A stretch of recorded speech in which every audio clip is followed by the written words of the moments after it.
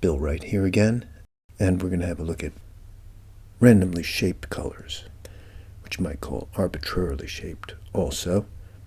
And if you remember, we had the cloud we put on the woman, and that was not made to fit her. It was just a shape that was made on a piece of tracing paper, which works well for marker.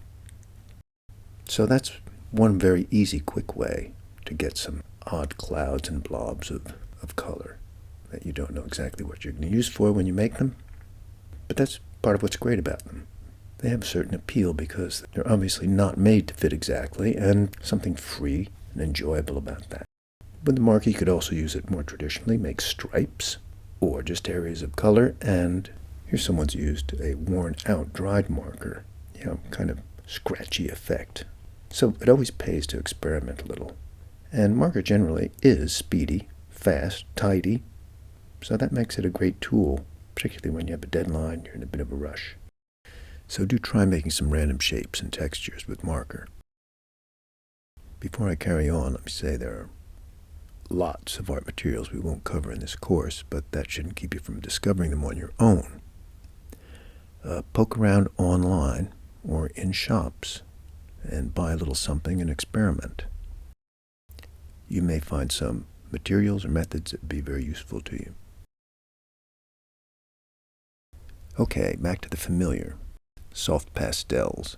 Obviously, it's easier to make a shape that doesn't fit with soft pastels than one that does, because it's kind of a blunt instrument. Blending soft pastel is a great way to bring nuance and gradation to your work. You can mix different colors of pastels when you're using them, but don't forget, with pastel and all color media, if you keep them separate when you're making them, then you'll have more flexibility in combining them when you're in Photoshop. Regarding paper for pastels, this is copy paper, nothing wrong with that. Cartridge paper works fine, a little more tooth to it. And tracing paper, also no problem.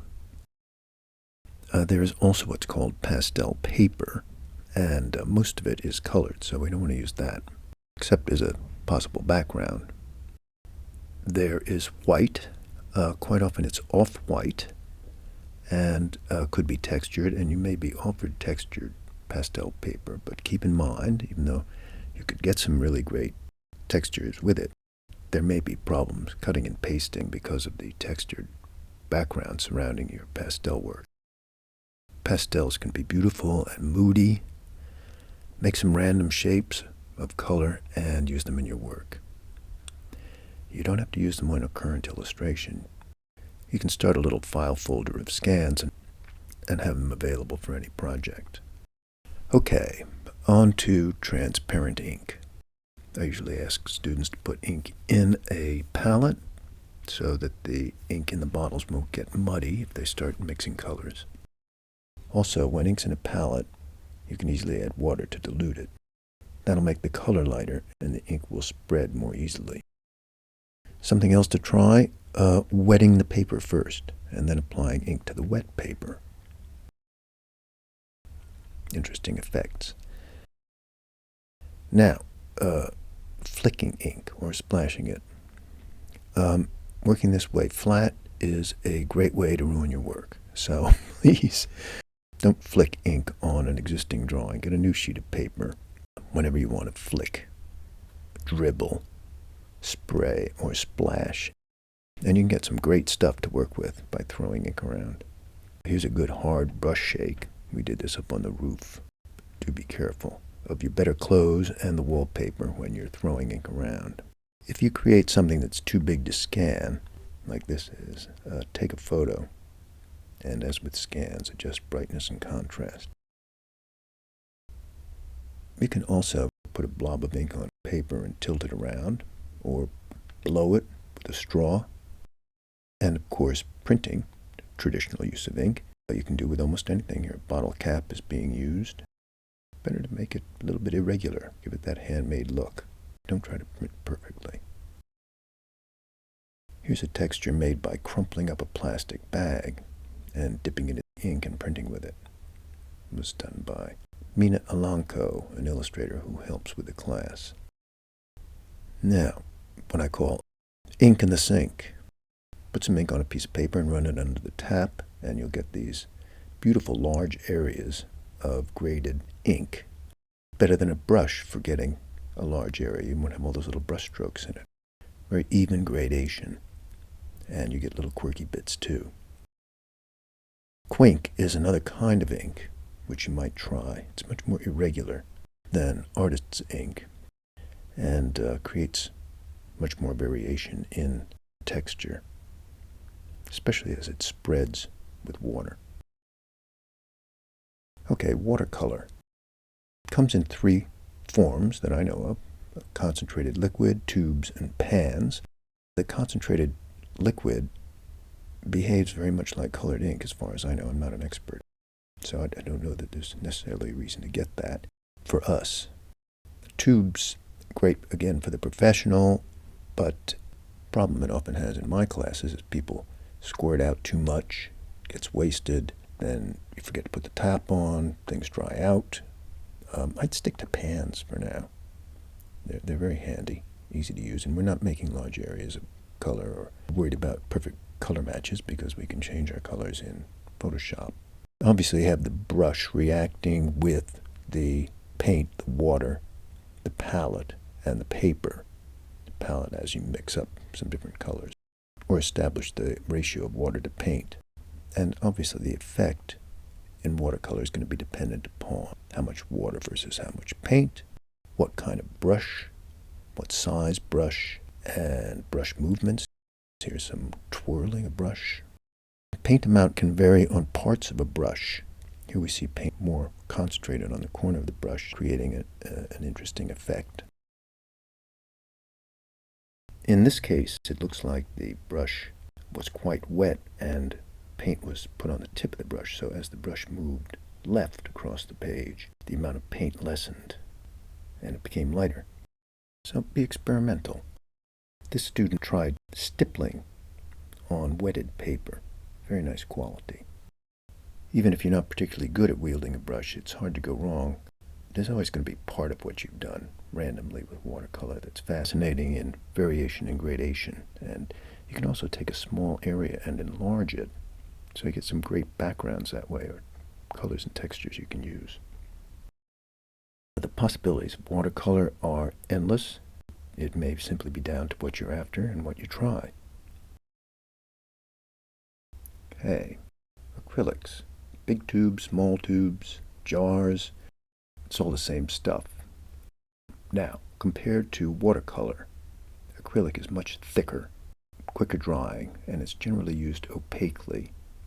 So, white acrylic can cover black, but it can look kind of thick and heavy. If you're after that, that's fine, but don't use it and end up with something that looks thick and gummy if that's not what you're after. One thing acrylic is great for is using with a roller to get some great textures this way. The way it's usually done is you have two surfaces, one where you put down your acrylic and roll on it to get the paint spread on the roller. Then you move to what you might call the target page and roll out some paint on it. Traditionally, acetate was used to roll the paint on, but you could just use a piece of card or back of a pad or something like that. Depending on how much ink you put on, you'll get very different results. You can use more than one color at the same time, but again, you can mix those colors in Photoshop too. You can make a whole set of those and just use them as you want. When you water acrylic down a bit, it gets naturally more fluid, and you could dribble and splotch and splatter with it, as done here very dynamically. Even more water and acrylic will thin down and be almost like watercolor. You can use acrylic either opaquely or transparently. I've mentioned putting caps on everything tightly, but particularly with acrylic, make sure you do it because it is very fast drying. And also clean off the roller as soon as you use it. Otherwise you'll get a very heavy texture of dried paint stuck on there. You won't be able to get it off. As I'm sure you realize, there are other kinds of paints and inks, but I have to stop somewhere. And that somewhere will be with spray paint.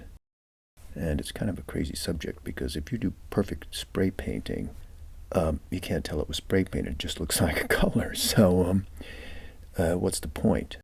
On the other hand, if you use it in a more imperfect way, where you can tell it's spray paint with some dribbles and so on, it can have a strong, rough effect. Here's some work by Ben Talon. He's a master of using spray paint. He's got real street cred, his spray painting. That's all for the random use of paint here. Have fun with it. Make sure you don't splash it all over Mom's carpet. Now, on to one of my favorite materials, charcoal. It's rich, it's sensuous. You can smear it, you can smudge it. It's a very emotional kind of material. And of course you want to adjust it after you've scanned it. Black on white. However, we will learn soon about how to change black into another color in Photoshop, so don't worry about the fact that it's black. You can make it into any color. The kind we use in school is willow charcoal. You can get a box of assorted sizes. Yeah, give it a try. It's really a wonderful medium. You can also make random areas of texture by hatching. So this is hatching, and then there's also cross-hatching, where you have hatching in two directions. You could do scumble hatching, make up some little rhythm of the pencil. You can have dash hatching, funky hatching, and you can also do hatching with pencil and shading too, shading and hatching, and make areas of that. You could use them randomly, or you could use parts of them to fill in certain areas. From pencil, easy move to rubbings, sometimes done in pencil, sometimes in graphite stick or charcoal.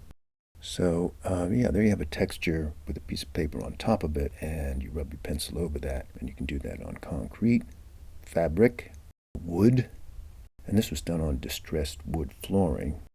So be experimental. Last little tool I'll talk about for making random shapes and textures is the spritzer. And you put ink in it, you press on the top, and it comes out on the paper. Not always perfectly. You do get your drips and blobs. Last, I'll just come to the idea of using something you might find around the house. You could make a coffee wash or a tea wash. Tea bags also have this great trick. If you get a tea bag with a lot of tea in it, one that's been soaking in the hot water for a while, and drop it on a piece of paper, you get some really nice splashes. So give that a try. Let's review what we've looked at regarding creating random shapes of color.